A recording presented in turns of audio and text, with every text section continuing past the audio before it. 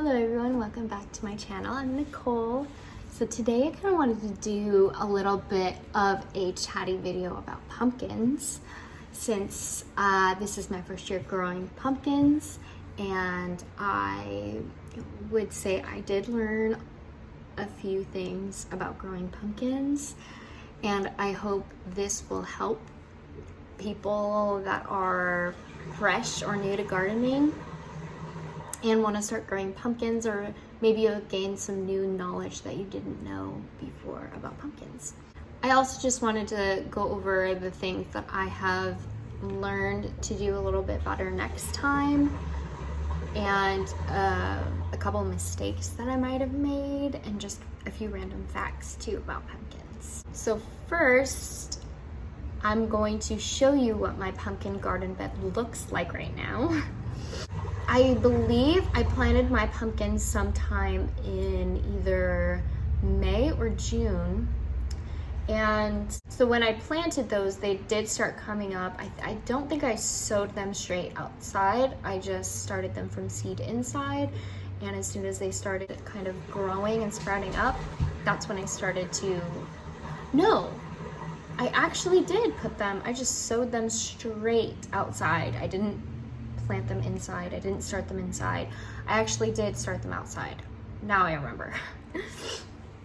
Everybody kept telling me, your garden boxes are not big enough. They're gonna grow like crazy, like weeds basically, and grow out of the grow boxes. And I was a little ignorant. I still wanted to grow them. I'm glad I did, but I was a little ignorant on the space and the way that they grew. So I guess just make sure that you do have enough space for them. I probably would not suggest growing them in a raised bed unless it's a very long raised bed, because what mine did was when they started growing their big long vines, they grew outside of the box. The only thing that was in the box was like the root structure itself was still in there, and all of the other leaves and pumpkins grew out of the box. So it started getting in the way of like mowing, and my dog kept peeing on it, and there was a rat hiding in there. And then the direction that my pumpkins grew in were not facing the sun, and pumpkins do need sun to turn orange. So that was a fun fact that I did learn this year growing my pumpkins. Is I googled, why aren't my pumpkins turning orange? Why are they still green? Are they done growing? When, you get curious, when is the point that they will turn orange? And so they need sun in order to do that. I'm not really sure the science behind it, or what exactly from the sun turns the pumpkins orange. I'm not really sure. But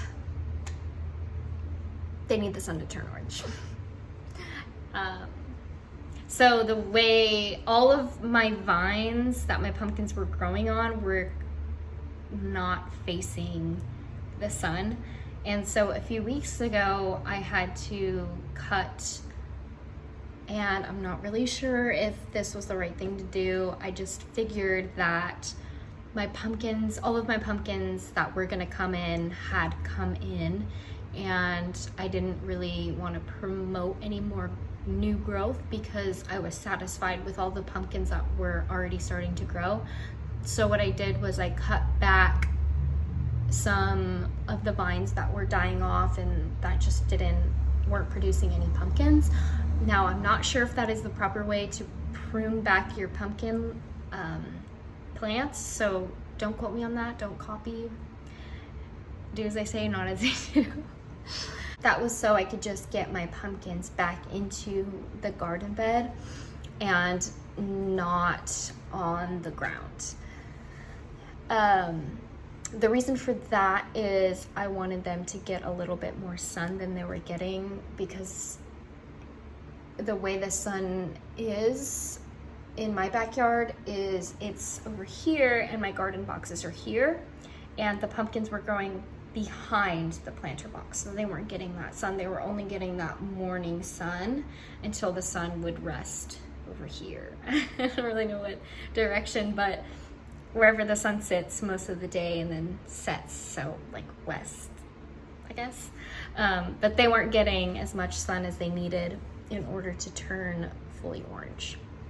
Now, another thing that I learned right away when the little tendrils on the pumpkins and my cucumbers, because I planted them together. Okay, I'm gonna start off kind of with companion planting a little bit. Now, pumpkins and cucumbers, they are companion plants. You can plant them together, they will grow. But if you're growing in such a small garden box like I am, I probably would not suggest it unless you put up trellises right away when those tendrils start coming out and looking for their little climbing spot. The reason for that is I did not put up trellises. I did, but I put them out way too late.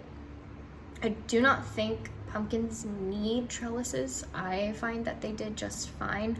I don't think cucumbers are really necessarily a climbing plant. I'm not sure though. I know that cucumbers are. So what my cucumber plants were doing was they were the tendrils were clinging on to my pumpkin vines, and then some of my pumpkin tendrils were clinging on to my cucumber vines, and so they were all getting intertwined, and it was mostly bad for my cucumbers because they were kind of growing into my pumpkins, and that's not where I wanted them to grow. I wanted them to grow in their own separate little area. So I put up trellises to kind of help some of my cucumbers up instead of back that way towards my pumpkins. So that was a big mess. I think that would be a good tip for any kind of vine climbing plants. Anything with tendrils. So unless you have a lot of space and or have put in your trellises up super early on the growing stage, I would not advise growing pumpkins and cucumbers together. Now there were a lot of things that I didn't learn or just don't know yet. I don't know everything about pumpkins. My pumpkins did end up dying back a lot, and I don't know if that's just part of the pumpkin plant life cycle or if it's because I failed to water as much as I was in the beginning, because I was starting to research maybe midway through the growing season of my pumpkins that I was overwatering, and so I stopped watering every single day and started watering only once every few days, and that seemed like my pumpkins didn't really like that. They started dying back, and I'm not sure if it was because I was overwatering or I just stopped watering every day or just because they just started dying back. I think watering is very subjective to your area and where you're at and what your climate is. If it's a very dry climate, if it's a very humid climate, if it gets rain in the summer or the season of growing pumpkins, it just kind of depends on the climate, on how much water you should be giving your pumpkins, and that I just don't have enough information on. I also started getting the silvery leaves and the fungal powdery mildew on my leaves. They could be both due to getting water on the leaves almost every single day. I know that's not really suggested to get water on your pumpkin leaves, on the top of the leaves. but it was a little hard considering I have a very small garden bed. But it didn't really seem to affect how many pumpkins I got or the growth of my pumpkins. I'm gonna say it again, I haven't ever really grown pumpkins, so I think I did pretty good this year. This is just my experience and what I have researched, so not any of this, except for a few things, are facts. This is just what I went through with growing my pumpkins and what I've noticed. Another fact about pumpkins, if you're brand new to gardening, if you're brand new to growing pumpkins, pumpkins and other fruit plants are considered non-self-pollinating plants, or I think it's also called open pollination plants. So what that means is they need help to pollinate from like insects like bees or us or the wind. They need help pollinating because they will not pollinate by themselves. They need something to help them pollinate. So you will not be guaranteed that fruit that is on the bottom of the flower. I know a lot of people like to kind of self-pollinate just to guarantee that they'll get pumpkins. I know I tried it. I didn't mind it. I kind of liked it. It made me feel a little bit more involved in that process, and something about that was really cool. If somebody tells you you do not need to do that, do not let that discourage you. If it tells you you don't need to pollinate your pumpkins, if you really want to be 100% sure that your pumpkins are getting pollinated, just do it. Or if you just want to do it just to feel a little bit more involved in that pumpkin growing cycle, go for it. I think it was fairly easy. You just want to be careful because the pumpkin stems are fairly prickly and can also irritate some people's skin. I know it did with mine, so I would just wear gloves. Grab that flower because that flower is only going to be open for a couple of hours. I will go into that in a little bit.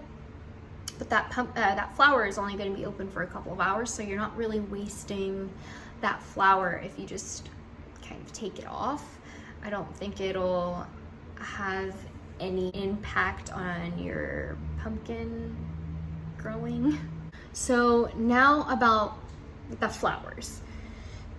And I know this is just super beginner information, but this is stuff that I did not know when I was starting to grow the pumpkins. When I first started my garden, I knew zero about gardening, let alone pumpkins and how they worked and just about the growing cycle of pumpkins. So there are open pollinated flower or plants, and there are self-pollinating plants. Now, I don't believe I grew self-pollinating plants. I think most of my fruits that I grew were, actually no. The open pollinated plants that I grew were pumpkins, cucumbers, and peppers, I believe. And so what open pollination means is, I kind of already explained it, is when you need assistance from nature or yourself to help pollinate. They're not just going to randomly produce, I guess it's not randomly, but they're just not going to produce. There is no guarantee that they'll produce that fruit. And I believe, so pumpkins, cucumbers, peppers, what else? Zucchini, I believe. I'm not really sure what else. But self-pollinating are plants like strawberries, peas, I believe. Obviously, any kind of root, veggie, so like garlic, onion, Brussels sprouts, anything like that. Anything that won't flower and need that pollen from a different flower, if that makes sense. So I kind of confuse myself when I'm trying to explain it, and I hope I'm not being confusing. But another thing about the open pollinated plants is they have the sexual parts on different flowers. They're not going to have it on the same flower. So for example, a pumpkin, there's going to be two different flowers, a male flower and a female flower. And those are going to be the open pollinated plants, and they'll need those bees to help distribute that pollen to the female. And there are a few different ways to tell if your flower is a female or a male. The male flowers on pumpkins, I'm not really sure if it's for every open pollinated plant, but I know for pumpkins, the male flower will have a very much longer stem, and they will also be a little skinnier, and inside that flower, they'll have that little nub inside the flower. And for the female flowers, they will be a shorter stem, a little bit thicker, and they'll also have that premature ovary on the bottom of the flower, and you will be able to distinguish between that male and female with just that ovary. And the male is not going to have that ovary, it's just going to be a straight stem. And that ovary is your fruit. So as soon as that flower, the female flower, gets pollinated, she'll close up, and then that ovary, which is our fruit, will get pollinated and be able to grow. Now, another thing about pumpkin flowers specifically is these flowers will only be open for, I forget exactly how long it is, but it's somewhere between 2 and 6 hours a day. For one day. So that female, once that female flower opens, she'll only be open for that 2 to 6 hours or however long it is for that day. And if she does not get pollinated, or if she does get pollinated, that flower will close up and it won't open again. And I think it's the same for the female flower too. So that's why I kind of said that it doesn't really matter if you pick off that male flower, because after a few hours, that male flower is just going to close up anyway and not open again. So there just really isn't a point of that male flower being there if you're using it for pollinating your female flower.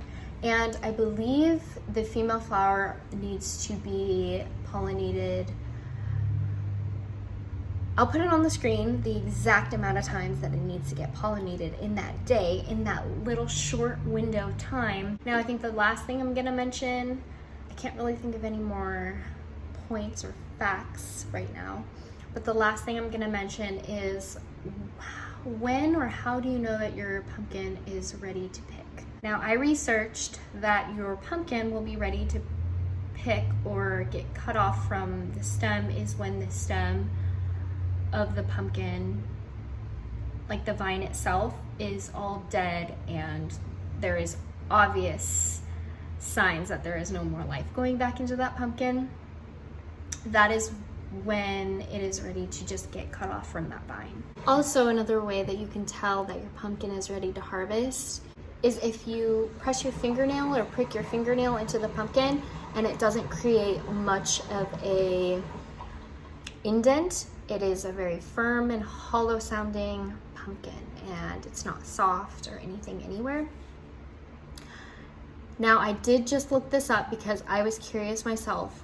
If you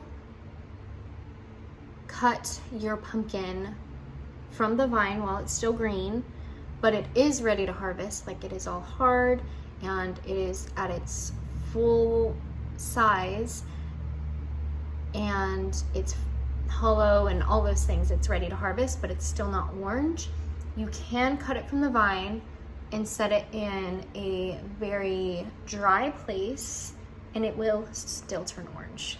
Just make sure it is in the sun and it is in a dry place, because that pumpkin will retain moisture from the ground or anything, and it will create more of a what's that called, like a callus, I think. One of my pumpkins did start doing that, and so what some people do is they'll place cardboard and separate their pumpkin from the ground so that pumpkin doesn't retain the moisture from the ground and rot, because that will cause rot in your pumpkins. So I guess that was another little fact for pumpkins. But that does wrap up for this video today. I kind of just wanted to do a informational slash what I learned from growing pumpkins this year, and in hopes to help people next year with growing their pumpkins. Hopefully you learned something from this video. I hope you guys have a great day, and I'll see you next time. Bye.